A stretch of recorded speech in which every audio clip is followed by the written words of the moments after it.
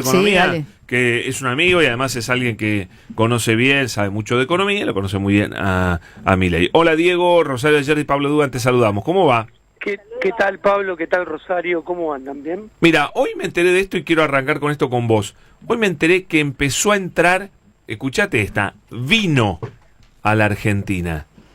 Yo digo, si empieza a entrar vino a precios competitivos y el vino que nosotros somos de los mejores del mundo produciendo vino, ¿qué va a pasar con otras industrias? Digo, ¿estamos listos? ¿Qué pensás? ¿Cómo lo explicás esto? Mira, de este tema sé bastante porque tengo cliente de una bodega importante mendocina que exporta a Dinamarca, exporta a Noruega, exporta a Canadá, exporta a Irlanda, exporta a Inglaterra.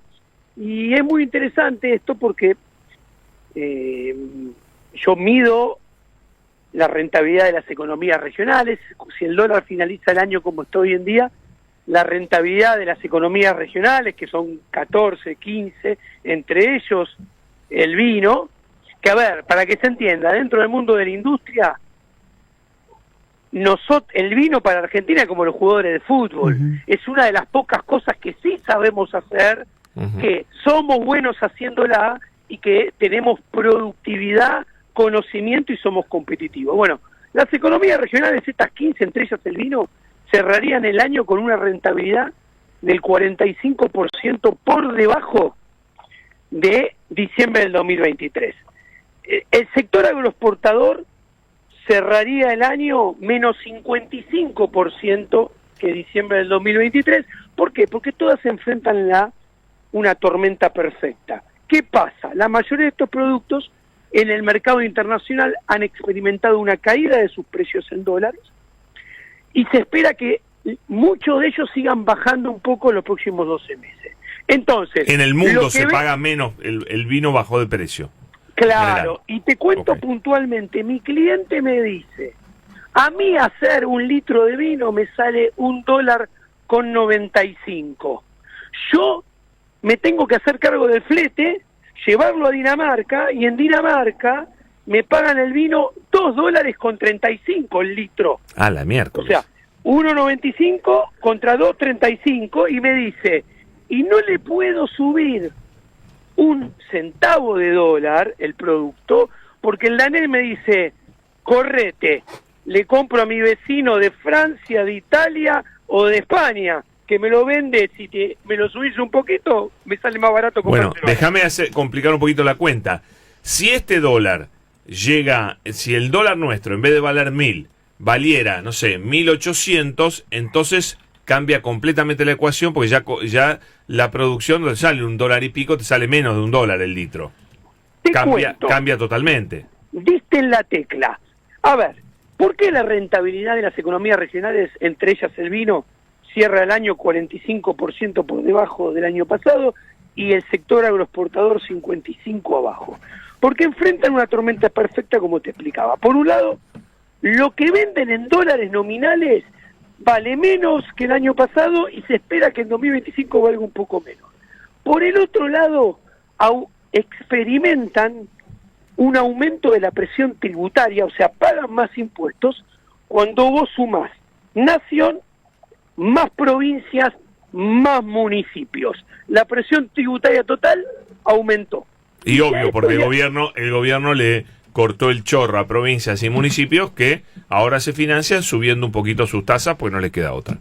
Exacto. Y del otro lado, enfrentan la tormenta perfecta, termina con un aumento de costos de producción que, si yo miro, va a cerrar el año con un IPC, con una inflación en dólares del 105, 107%, pero ahora, en términos de costo de producción, le aumentó mucho más en dólares, por ejemplo, la energía eléctrica, por ejemplo, el gas, por ejemplo, el agua, que son todos insumos para todas estas industrias trascendentales.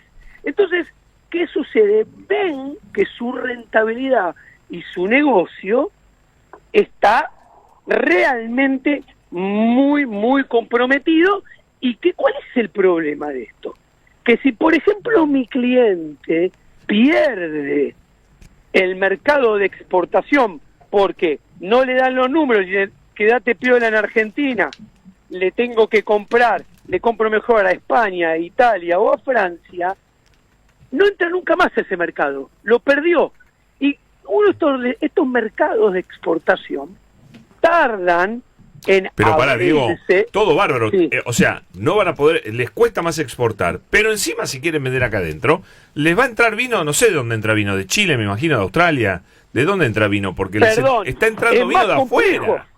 Pablo, es más complejo todavía, porque mi cliente me explicaba, me es más difícil exportar, pero además el mercado doméstico está deprimido. Claro, Acá te encontrás, por ejemplo, con el relevamiento de consumo masivo en cadena de supermercados y autoservicios independientes de Sentia, que para Sentia en octubre cayó 20%, cayó más en el interior, que cayó menos 24%, en AMBA menos 18%.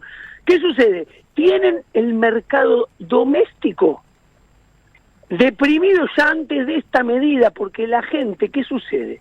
Como los salarios, estamos hablando de consumo, entonces, como los salarios del privado registrado pierde alrededor de 3 puntos porcentuales contra la inflación, el del privado no registrado pierde alrededor de 8 puntos contra la inflación, y el salario estatal en promedio pierde 16 puntos contra la inflación, pero tienen que pagar luz, gas, prepaga, que aumentaron mucho más que la inflación, le asignan el aumento de sueldo que no le empata a la inflación para pagar eso. Y con el remanente tienen que consumir. Entonces, compran menos vino, compran menos bebidas alcohólicas. Claro. Y entonces, la tormenta perfecta es, me cuesta más exportar, exporto menos, vendo al mercado doméstico menos también, pero encima venís y me lo abrís. ¿Qué sucede? Acá ves que el mercado se segmenta cada vez más. ¿Por qué? Porque vos te encontrás con que el consumo masivo cae, la venta de alimentos cae, pero sube la venta de automotores. ¿Y acá qué ves? Que el consumo de la base de la pirámide no despega, y que el consumo de arriba de la pirámide empieza muy tenuemente a despegar a base de desahorro, porque dicen, Nino, mira, voy a cambiar el auto. A ver si el dólar los 3-4 meses sigue viniendo cada vez menos, mejor cambio el auto ahora. Pero el tipo está desahorrando, no cambia el auto con el flujo de sus ingresos. Está clarísimo, es insólito lo que está pasando. Rosario. Sí, te quería preguntar por esto, porque el gobierno desde hace semanas viene mostrando todos los números positivos que supuestamente tiene la economía, ¿no? O sea, que supuestamente, digo, y te pregunto, entonces, ¿qué es lo que está pasando? ¿Y hasta dónde? Vos tenés, a ver, el gobierno, si vos prestás atención, no muestra la misma estadística del mismo sector 3 o 4 meses seguidos. ¿Por qué? Porque no puede. Porque la recuperación no está consolidada. ¿Qué quiere decir consolidada? Quiere decir que es expandida a lo largo y ancho de toda la economía y que es estable. O sea, que el que empezó a recuperarse se sigue recuperando y cada vez más. No pasa nada de eso. La recuperación no está consolidada, ¿por qué? Porque es atomizada en sectores muy puntuales y es bastante inestable.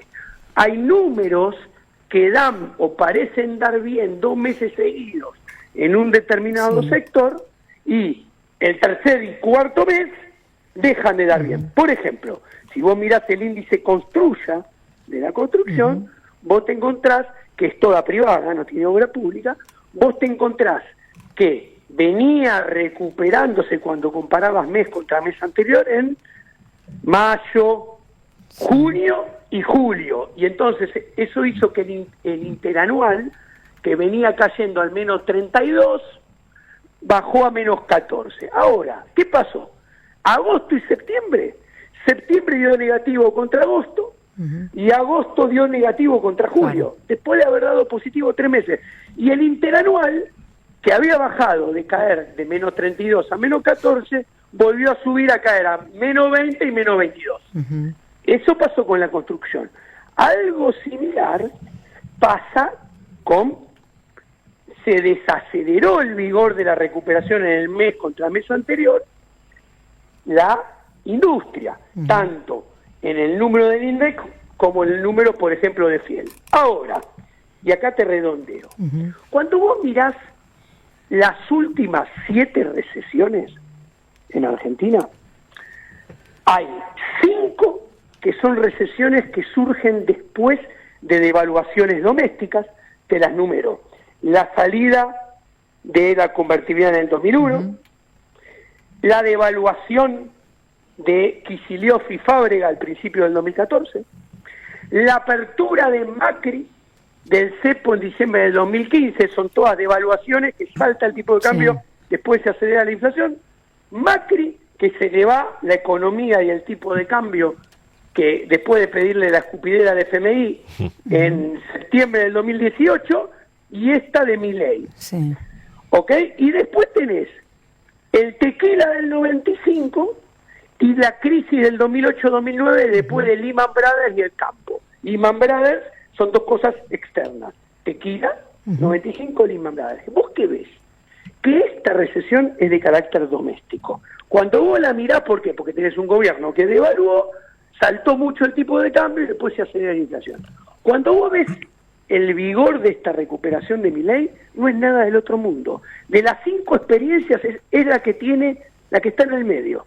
Hay 2 que se recuperaron más rápido y más fuerte, de esas 5 que nombré al principio, y 2 que se recuperaron un poco más lento y un poco menos fuerte. O sea, está en el promedio de las 5. Ahora, nada del otro mundo. Claro. Ahora, ¿por qué te nombré el tequila y te nombré el 2008? Porque tenemos un mundo convulsionado. ¿Y esto cuál es el mensaje que pasó? Que no estornude el mundo, que no estornude una guerra comercial entre Estados Unidos o China, que Brasil no deslice o no haga subir el tipo de cambio y el real pase de 5,50 a 6,50 o 7, porque todas esas cosas, tal vez, si llegaran a suceder, podrían tener impacto negativo y afectar o cortar directamente esta recuperación que no tiene nada de fabulosa, es más de lo mismo de siempre. Con lo cual no hay que esperar mucho en el mediano y largo plazo. Claro, viene estirando el gobierno una devaluación, incluso pedida por el Fondo Monetario Internacional. Algunos dicen, bueno, ya con este modelo se puede llegar incluso hasta después de las elecciones. ¿Se puede o no se puede? Mirá, yo te voy a decir una cosa que nadie dice. El gobierno de Javier Milei, con el tipo de plan que tiene el gobierno de Javier Milei, con a las variables claves a las cuales apunta, como la inversión, si vos tenés como primer caballito de batalla bajar la inflación, uno puede estar seguro que es exitoso en bajar la inflación solo después de que la inflación quede 4 o 5 años cercana a 3, 4% anual. Claro. Anual. No, este plan no bajó la inflación. La convertibilidad lo bajó a 0 en un mes y medio, en 2 meses. La convertibilidad al quinto mes ya tenía valores menores a 1 mes. Y acá tenés devaluación de 2%, tasas de ¿cuánto? 3, 4% mensual, o algo así. Vas a tener 165 acumuladas en 12 meses. Es una locura. Vas a tener 107 en dólares. Este es un plan, el otro día me decía Walter García, es un plan gradualista, no es un plan de shock, no es un plan de estabilización, no es un plan... Coincido, pero acá lo que quiero decir es, te expliqué lo de la inflación. Si tu puntual es tener superávit fiscal, la teoría liberal moderna demuestra que es muy difícil mantener el superávit fiscal 2, 3 o 4 años, casi imposible. De hecho, en el siglo XXI ningún país tiene equilibrio fiscal o superávit fiscal. Además, si tu variable clave es la inversión, vos querés que la inversión privada sea la que haga crecer la economía para entrar en un sendero de crecimiento genuino, a ver, empezás mal. Hoy no la tenés, hoy no tenés inversión. De los últimos 6 presidentes, Javier Milei es el que tiene los peores niveles de totalmente. inversión. Para que No, eso está Entonces, clarísimo. Yo lo conté, que te había escuchado a vos, que eso es el que peor nivel de inflación tiene, de inversión tiene en los primeros meses de gobierno. Ahora guarda que lo leí recién a Alberto Cavallo, que dice que la inflación de este mes viene más alta. Bueno, puede pasar. La inflación es otro tema. Dicen, la inflación está en 2.7. A ver, si mirás la inflación mensual, vos tenés que mirar el promedio de los últimos 6 meses para hablar de inflación promedio mensual. Ahora, te hablé de inflación, te hablé de superávit fiscal, te hablé de inversión que tarda en tarda en decidirse, tarda en ejecutarse, después tarda en madurar. Sí, obvio. A ver, la única, tómense un clonazepam con whisky, todos los Milei Boys, bájense su ansiedad, porque si hay un plan económico que para evaluarlo hay que esperar 2027, mirá lo que te voy a decir, o 2031 si fuera reelecto, es el de Milei. O sea, todo lo que pasa en 2024, 2025, 2026 no es importante. Es prematuro para Diego, evaluar no tengo más el tiempo. resultado. Tengo que ir a las noticias. Gracias, como siempre. Un gran abrazo. Un placer. Chau, Cuídate. Chau. Diego Giacomini, señores, economista, charlando con nosotros 6:30. Vamos.